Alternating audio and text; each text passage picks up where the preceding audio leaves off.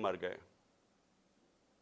آج یہ حال ہے کہ پاکستان کی تاریخ میں وہ مہنگائی آئی ہے, اور یہ سارے ان کی پہلے سٹیٹمنٹس دیکھیں, ایک ہی چیز یہ کہتے تھے کہ جی عمران خان نے بڑی مہنگائی کر دی.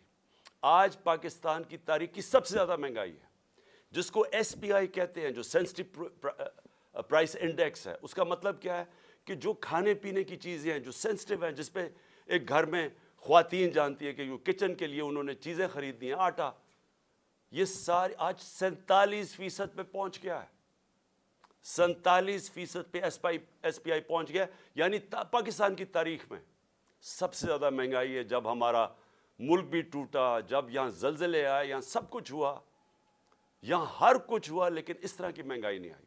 ہمارے دور میں کرونا آیا, ساری دنیا کے اندر مہنگائی تھی, اس طرح کی مہنگائی پاکستان میں کبھی بھی نہیں آئی.